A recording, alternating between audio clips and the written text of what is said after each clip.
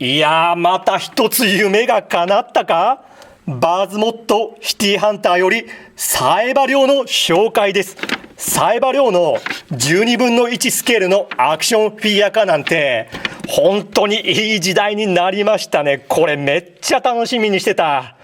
でね、すいません、いきなり余談なんですけど、神谷明さんね、今更説明の必要ないですけど、このサエバリョウの声を担当されている声優さんね、この方ね、大げさじゃなく、今の自分の人格形成に少なからず関わっていると思う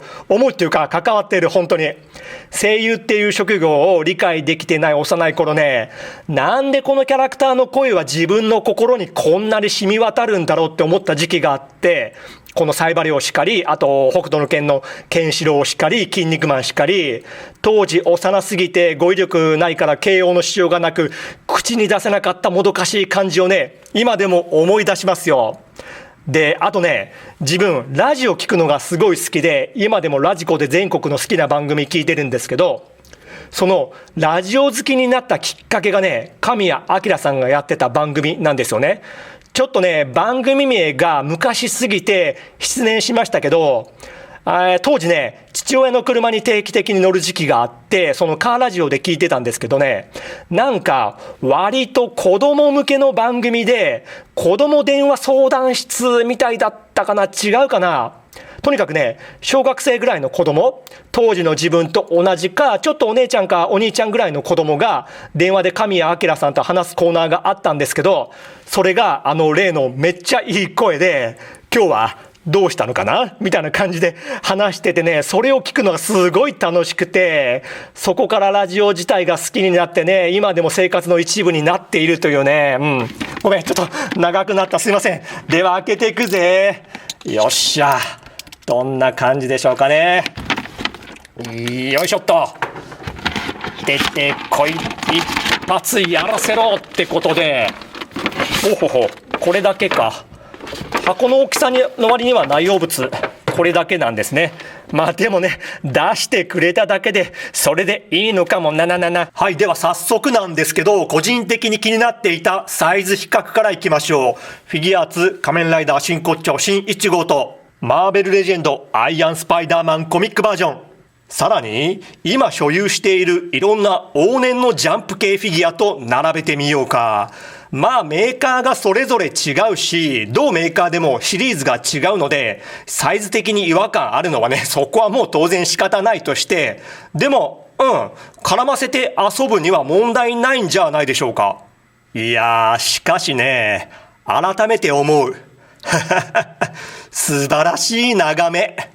さらに、りょうちゃん同様、俺のもう一人の憧れの男と比較してみようか。こちらはフィグマのコブラなんですけど、こうやって並べてみると、サイバリョウ、さっきのフィギュアーツ系とも比べてそうなんですが、全体的な体の線が細めかな？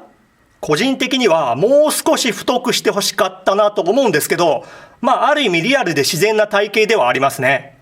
戦ったらどっちが強いんだトークになると、大激戦で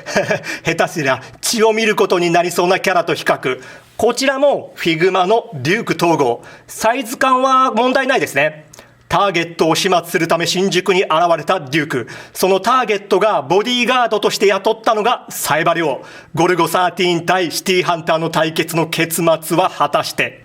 個人的になんですが、この対決マジであったら、よくありがちな最終的に共闘するみたいな展開、これ絶対なさそう。キャラの力量の勝敗よりどうだろう、デ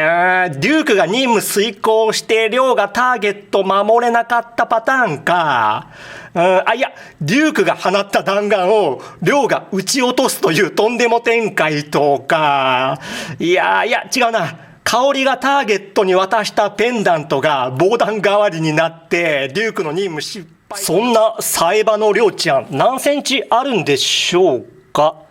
だいたい15センチぐらいですね。顔によってみると、こちらは通常顔。2023年公開の映画エンジェルダストのサエバリョウということで、漫画版やテレビ版よりは少しマイルドな顔つき。立体化するのにはなかなか難しいキャラクターとは思うんですけど、プリント精度高くてめっちゃよくできていると思います。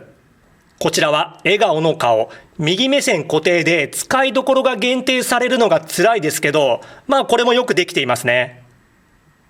こちらはにやけ顔。左目線固定ですね。亮らしい、いやらしい顔で素晴らしいですね。エロいことを考えている時や、香りやファルコンをからかっている感じで、結構遊べますね、この表情。こちらも笑顔パーツですね。これも亮らしい素晴らしい表情ですね。シンプルなんですけど、よーくできています。亮ちゃん来たよー的なね。で、頭部に関しまして、このように前髪とハートマークが一体化した付属品がありまして、これはですね、前髪を外して、これをつけてあげるとですね、このように目がハートになった状態を再現できる。先ほど紹介した表情パーツすべてに使えるので、ちょっと乱暴な言い方ですけど、実質8種類の表情で遊べると。これはね、いろんな女性キャラと絡ませて遊べそうですね。可動範囲、まずは頭部、接続箇所は首の付け根と、あと首と頭で、このようにダブルボールジョイントでつながっていて、それを踏まえて上はこうで、前へはここまでいけて、ぐりぐり傾き取れますね。上半身、まず肩および腕なんですけど、接続ジョイントを見てもらうと、こんな感じのダブルボールジョイントに近しい感じになっていて、渋みがすごくあります。あるのはね、全然いいことなんですが、ただジョイント自体がね、ちょっと小さいので、この辺耐久度的に心配ですね。それを踏まえまして、横へはここまでいけて、ぐるりと一周もね、できますね。できますけど、ちょっと怖いですね。で、内側にもこんな風に持ってこれるので、銃の両手構えも楽々できそうですね。で、腕の付け根でこのように回って、肘がここまで曲がり、手首はこのような可動ですね。胴体の方は接続箇所は胸と腰ですね。それを踏まえて後ろへはこうで、前へはこうで、胸の部分でこのように動き、腰でもこのようにぐりぐり動く。下半身、股関節に引き出し機構はなしで、前へはここまでいけて、後ろへはここまでいけて、股割りできて、ももにロールあって、一周はできないですね。ボールジョイントかな？膝がここまでいけて、足首、後ろへはこうで、前へはこうで、つま先角を割って、傾きできて、接地性も抜群ですね。もうめちゃくちゃよく動きます。頭部関連以外の付属品見ていきましょう。こちらは愛獣コルトパイソン357マグナム。ウッドグリップが塗り分けされていたりと、小さいながら造形塗装ともによくできています。こいつに関しては浮気しないぜ。おなじみの色のジャケットですね。ファブリック製でできていて、この部分に針金が仕込まれているので、自由に表情付けができる。着せてみせるとこんな感じで、こうやると体の細さが幾分気にならなくなりますね。これを想定してのフォルムだったんでしょうかね。しかし若干ごわついて見え、すだちだと少々不自然な感じ。ただ、アクションポーズさせるとその辺気にならなくなるんでしょうか。交換用手首パーツは、開き手と握り手が左右分と、銃の持ち手、トリガーに指をかけているのとかけていないの、あと、ポッケに手を突っ込んでいるのを再現できるパーツが左右分。付属品は以上になるんですけど、冒頭で亮のアクションフィギュア出してくれるだけでね、もう歓喜とは言ったんですが、しかしこうやってレビューしつつ遊んでいますとね、やはり付属品に関して少し寂しいですね。あと、3パーツ。戦闘用の食いしばり顔と、100トンハンマーを食らう前の焦り顔と、それとね、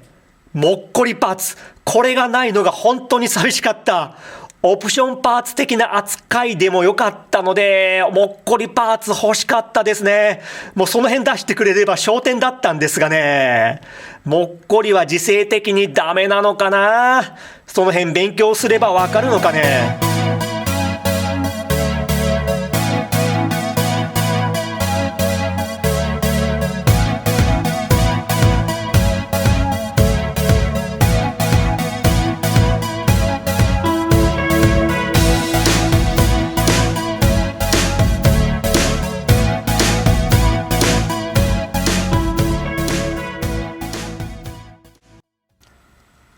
はい、終わります。今回も本当にありがとうね。バイビー。